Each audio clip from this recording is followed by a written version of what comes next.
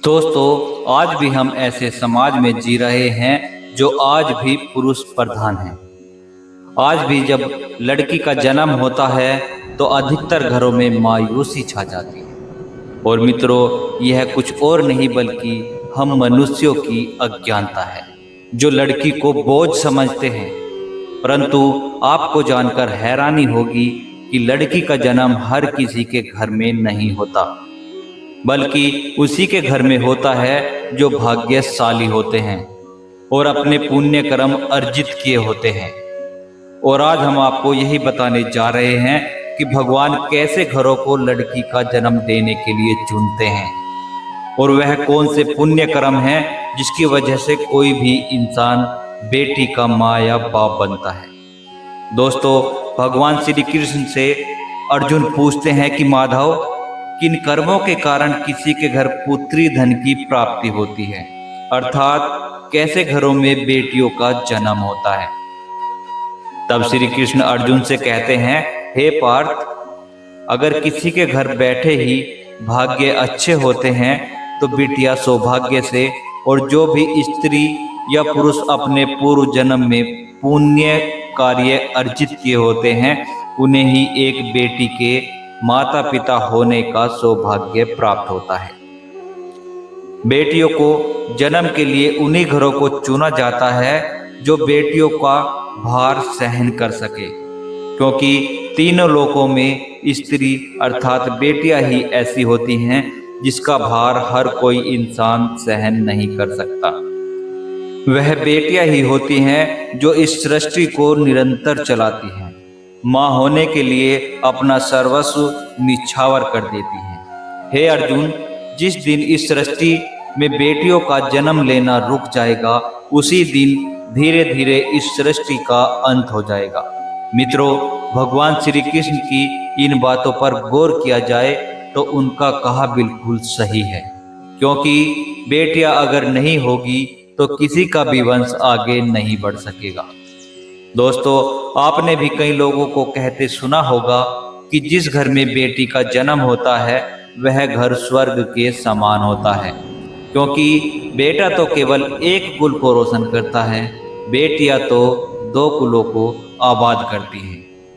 माता पिता के घर वह बेटी के रूप में अपने उत्तरदायित्व का निर्वहन करती हैं, तो ससुराल जाकर एक बहू के रूप में सारे कर्तव्यों का पालन करती हैं।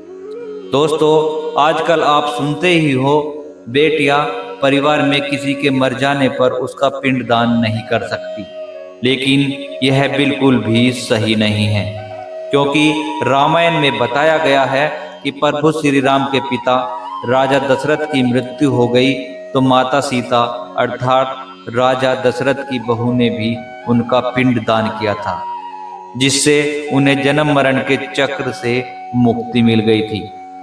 इतना ही नहीं, हिंदू धर्म शास्त्रों में बताया गया है कि बेटियां भी अपने पिता के नाम का पिंडदान कर सकती हैं। वहीं अगर ससुराल पक्ष में कोई पुरुष नहीं है तो इस स्थिति में बहू भी पिंडदान कर सकती है।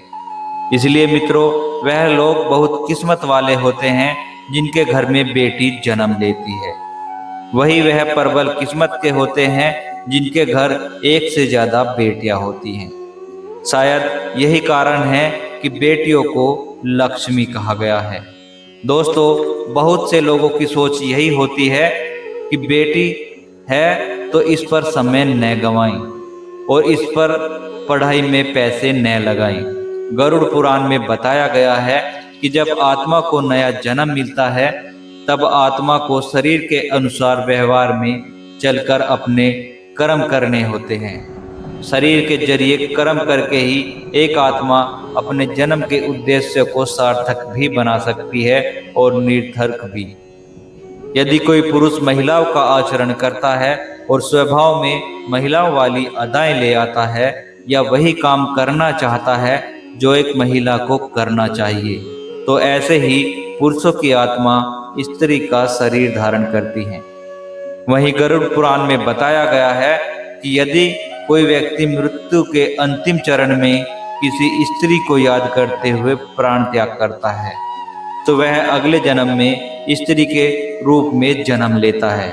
वहीं जो व्यक्ति मृत्यु के अंतिम चरण में भगवान का नाम लेता है तो उसे मोक्ष की प्राप्ति होती है। दोस्तों, उम्मीद करता हूँ कि आप यह भली भांति समझ गए होंगे कि स्त्री का जन्म क्यों मिलता है, साथ ही बेटियों का जन्म कौन से घर में होता है। आज के लिए बस इतना ही। हमारे चैनल में अंत तक बने रहने के लिए आप सभी का बहुत बहुत धन्यवाद। अगर आपको वीडियो पसंद आई हो तो वीडियो को लाइक जरूर करें। अगर आपने अभी तक चैनल को सब्सक्राइब नहीं किया है तो चैनल को सब्सक्राइब करके बेल आइकन के बटन को भी दबा दें, जिससे हमारी आने वाली हर एक वीडियो का नोटिफिकेशन आपको मिलता रहे। जय श्री कृष्णा, राधे राधे।